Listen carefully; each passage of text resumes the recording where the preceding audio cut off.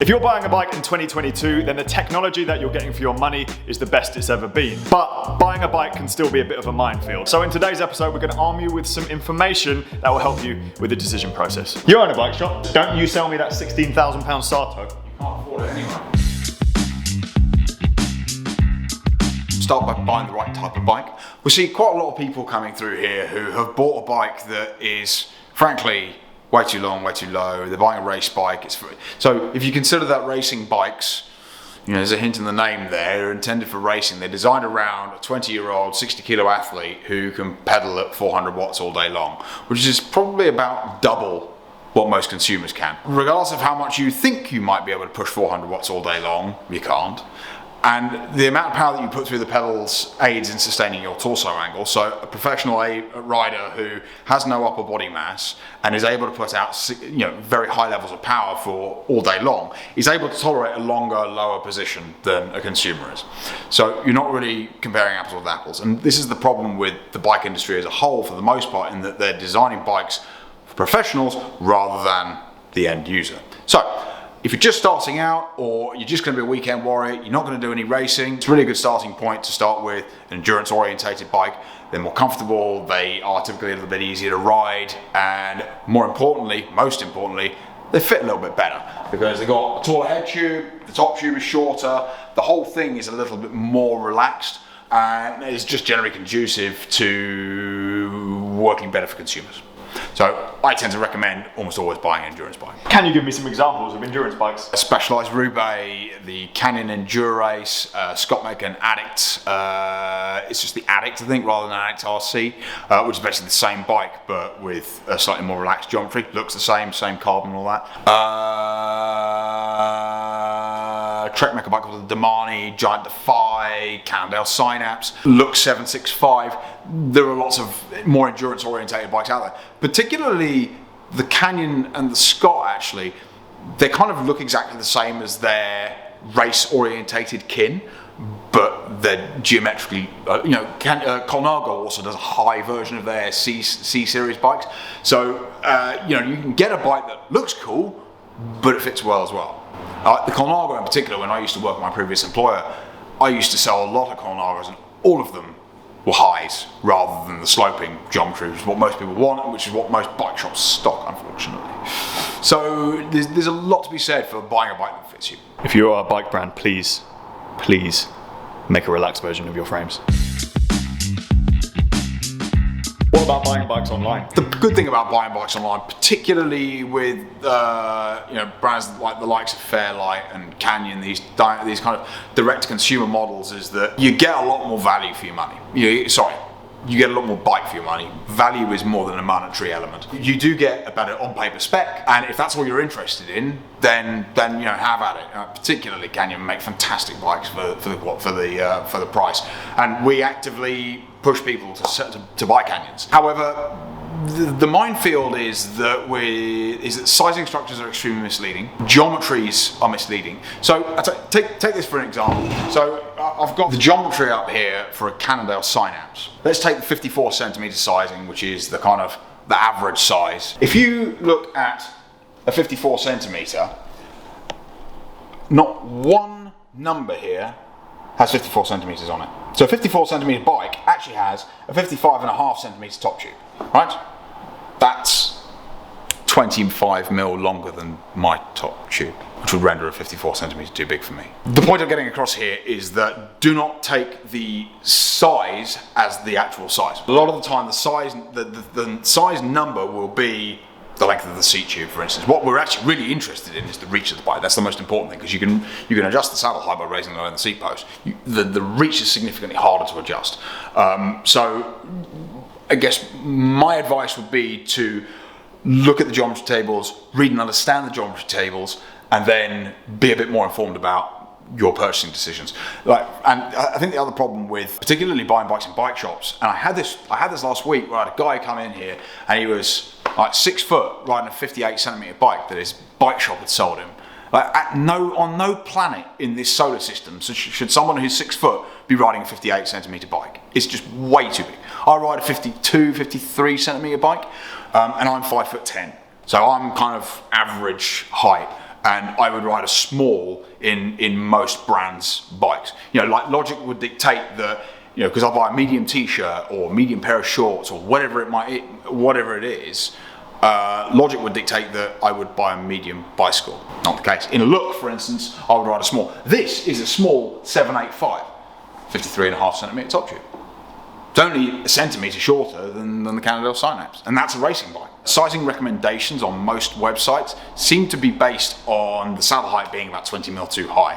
And if you consider that the most common bike fitting algorithm system is owned by one of the biggest bike manufacturers, and said system has a strong correlation with excessive saddle height, that kind of makes sense. Look and read the geometry tables and be a bit more informed about it. Which brings us on to our next point though. Have a bike fit before you buy a bike. This is the other way around to what the industry tells you. The problem is that if you have a bike fit on a bike that you've already bought, it assumes the bike's right in the first place.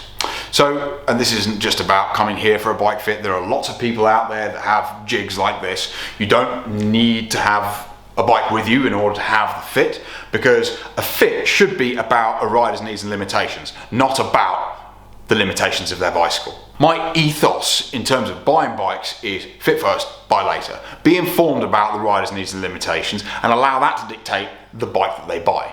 Rather than just saying, oh, you know, I want to just buy this top-end racing bike and I'm going to try and make it fit. Think about it, you know, be more informed. We very often help riders go and buy a Canyon or a Fairlight or whatever it might be, to go and buy something that we don't sell. Because ultimately, we're not really here to sell bikes. We do sell bikes, we sell very nice bikes. That's not the core of our business. The core of our business is in bike fitting.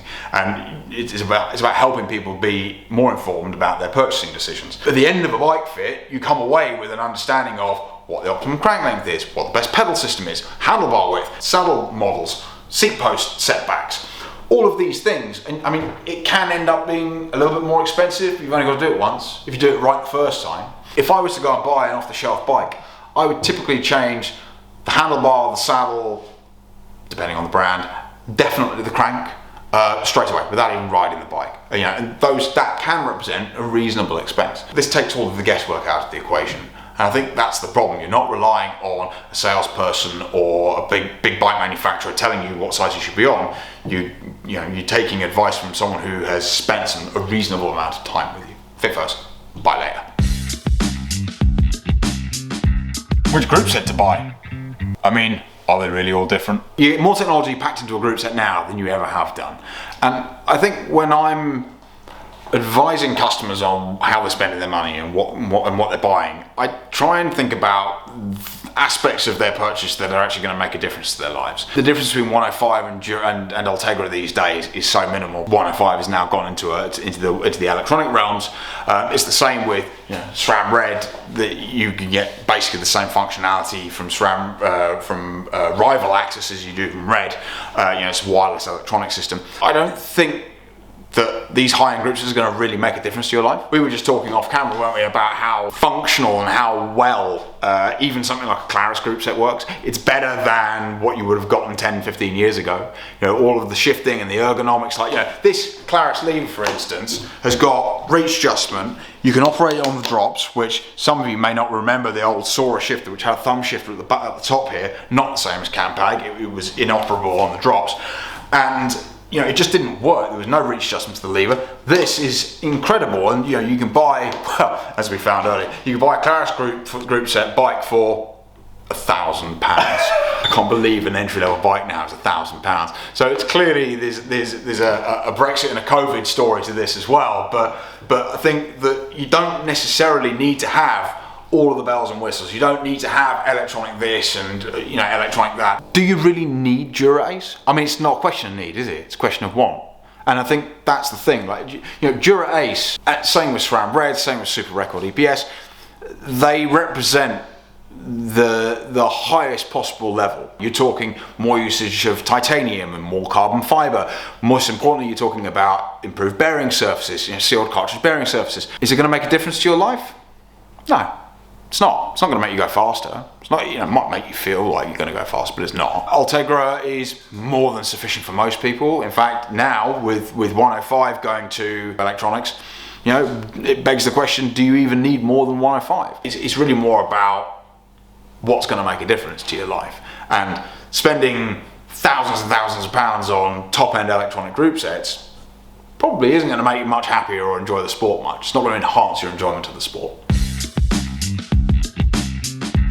This is the single most important part of your purchase.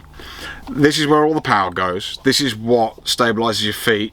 This is what stabilizes your knees. This is what impacts your saddle interaction. We found using pressure mapping that we can reduce pressure going through the saddle by up to 50% just by administering arch support. This is where you should spend your money. Going back to what I was talking about earlier about things that make a difference to your life, this is going to make a difference to your life. No, you don't have to spend £450 on the latest heat moldable technology, but having a shoe that fits you, that's going to make a difference to your life. I think the tip here, or the recommendation here, is don't spend all of your money on a bike. Save some money for shoes. Don't just, you know, if you've got a £3,000 budget, spend £2,500 on a bike and £300 on shoes.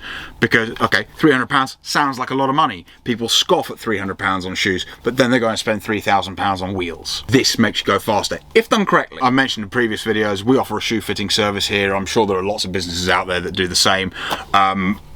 Which is really all about ensuring that you're getting the right shoe. So if you're going to go buy shoes, buy them online, yeah, you can try it, but you're better off going to somewhere which actually specializes in shoes, potentially has a bike fitting. You know, go to your bike fitter, go to someone who is actually going to assess your feet, measure your feet, and sell you the right shoes, rather than not necessarily the most expensive, just the right shoe. That marks the end of today's video. I hope you enjoyed it. Any questions, please put them in the comment section down below. Equally, if you'd like to book a shoe fitting, a bike fit, a coffee with James, You can't book a coffee with me. thank you for watching and see you guys soon.